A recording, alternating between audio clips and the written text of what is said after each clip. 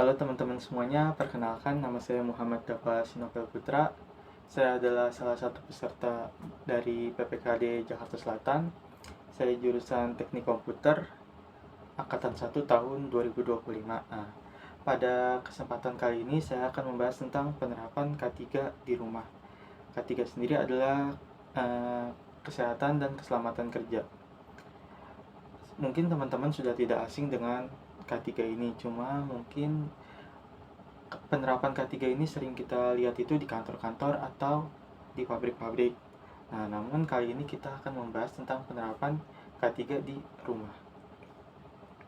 Sebenarnya penerapan K3 di rumah itu tidak kalah pentingnya karena tujuannya itu untuk kita bisa meminimalisir resiko yang mungkin terjadi, atau kita juga bisa mengendalikan mungkin bahaya-bahaya yang mungkin terjadi jika kita tidak hati-hati atau bagaimana.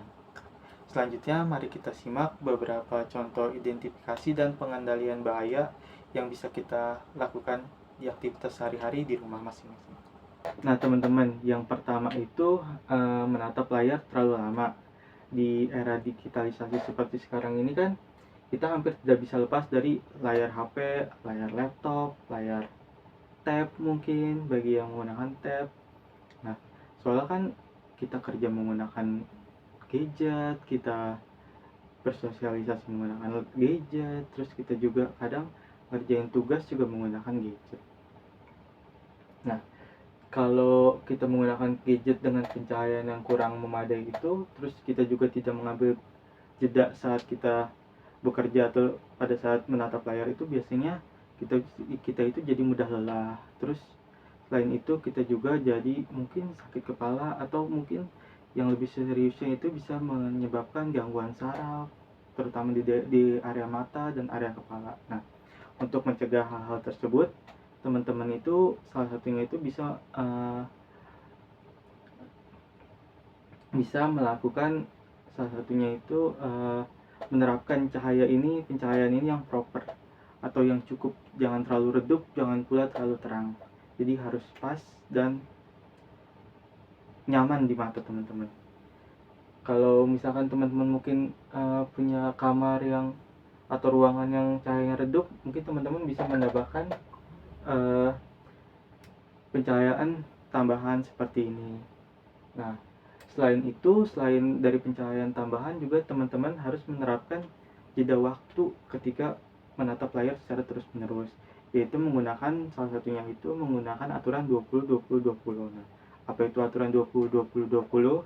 Jadi aturan 20-20-20 itu teman-teman setiap 20 menit sekali, teman-teman itu melihat objek sejauh 20 kaki selama 20 detik. Nah, itu bisa kita ulang selama 20 menit.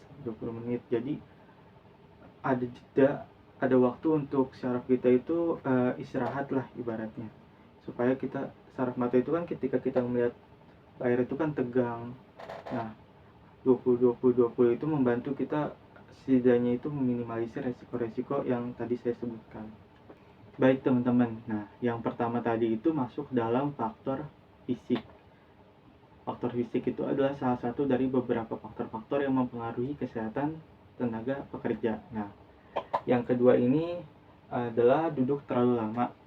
Nah, kebiasaan duduk dalam jangka waktu yang lama itu kan biasanya terjadi di semua usia sih, bisa pekerja, bisa tua, bisa muda. Mungkin yang muda ngerjain tugas, terutama ketika beraktivitas di depan komputer atau laptop, itu kan kita biasanya duduk dalam jangka waktu yang lama. Nah, ada beberapa faktor-faktor resiko yang bisa menyebabkan hal-hal mungkin yang tidak kita inginkan. Salah satunya itu yaitu penggunaan kursi yang tidak ergonomis. Nah, dan yang kedua itu posisi duduk yang salah. Nah, hal-hal tersebut itu bisa menyebabkan seperti nyeri punggung, nyeri leher, gangguan postur, dan mungkin yang sampai parah itu salah satunya itu skoliosis ya. Kita banyak menemukan kasus skoliosis itu sekarang di usia-usia yang muda gitu, karena mungkin terlalu banyak duduk tanpa melakukan kayak peregangan atau apa. Nah, solusinya itu salah satunya itu kita menggunakan kursi yang ergonomis. Nah, pertama itu kita menggunakan kursi yang ergonomis. Kita juga harus mengatur ketinggian kursi kita itu sejajar dengan layar kita. Jadi tidak terlalu mendangak, kita juga tidak terlalu menunduk. Nah, kita bisa atur adjust setelah lurus seperti ini. Nah, selain itu kita juga perlu duduk dengan postur yang benar.